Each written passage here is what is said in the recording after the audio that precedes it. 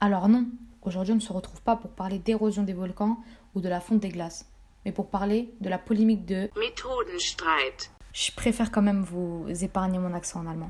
Methodenstreit. En d'autres termes, c'est la querelle des méthodes qui oppose Karl Menger à Gustav Schmoller et dont le but est de trouver la méthodologie de l'économie politique. Mais avant toute chose, parlons rapidement de ces deux personnes.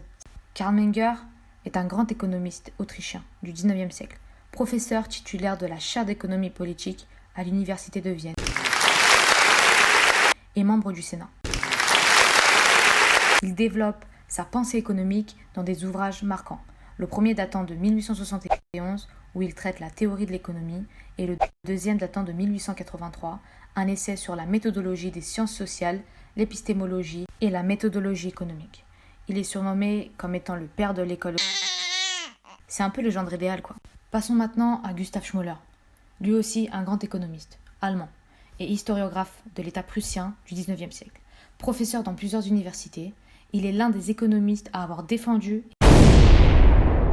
et approché l'économie politique avec l'histoire et la sociologie. Il est l'un des chefs de file de l'école historique allemande. Alexia, tu peux nous dire quels sont les arguments de Karl Menger ? Bien sûr, Juliana. Revenons rapidement au contexte global dans lequel tout cela prend place. En 1883, Karl Menger publia un essai intitulé « Recherche sur la méthode dans les sciences sociales et en économie politique en particulier », pour clarifier les tenants et aboutissants de ces oppositions théoriques. Gustav Schmoller fut irrité par cette thèse et s'empressa de répondre dans un article avec un ton virulent.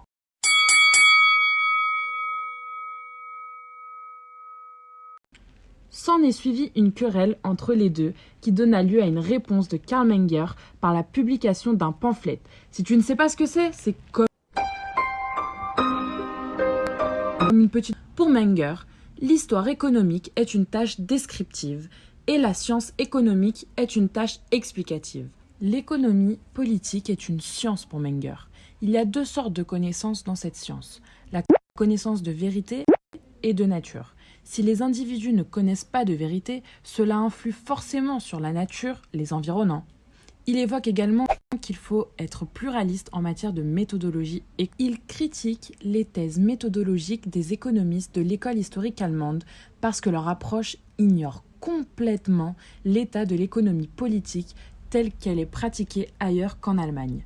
L'école historique allemande d'économie politique ne saisit pas la différence entre ce que Menger appelle les types, techniques de recherche qui s'appuient sur l'observation et l'expérience, et les lois ou formules issues de faits expérimentaux qui donnent lieu à l'élaboration de théories. Ce cadre amène ainsi Menger à distinguer théorie économique et histoire. Et Juliana, je peux te laisser la parole pour... Bon si on est obligé, je suis pas sûre que je... Mais bon, voyons ensemble quelle est, selon Menger, la véritable méthodologie. Pour les phénomènes sociaux, il faut différencier l'intérêt pour les phénomènes concrets et singuliers et l'intérêt pour les formes empiriques récurrentes apparaissant dans la variation des phénomènes concrets. Je sais, t'as pas trop compris, mais je te donne un exemple. La relation entre la chute du prix d'une certaine marchandise et la croissance de l'offre de cette même marchandise. C'est ce qu'on appelle les relations typiques.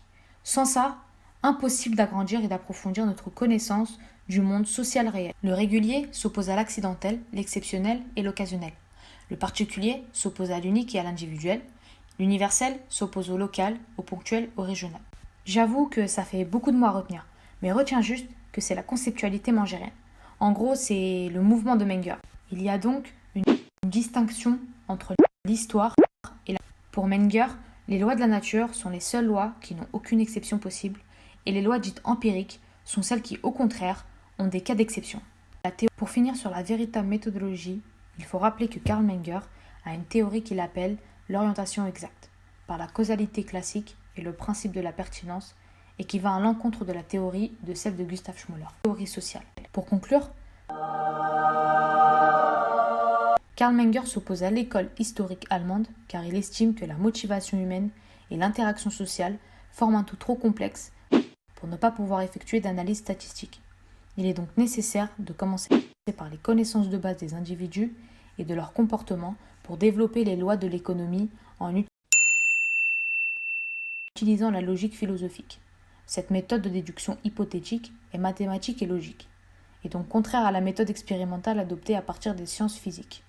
Menger défend l'idée que l'économie politique... Ah au fait, excuse-moi, on ne s'est même pas présenté. C'était Juliana et Alexia, moi-même.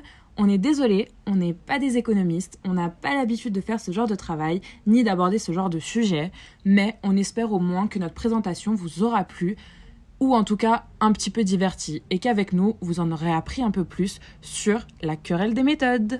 Impérativement se développer comme une science théorique. Schmoller serait content.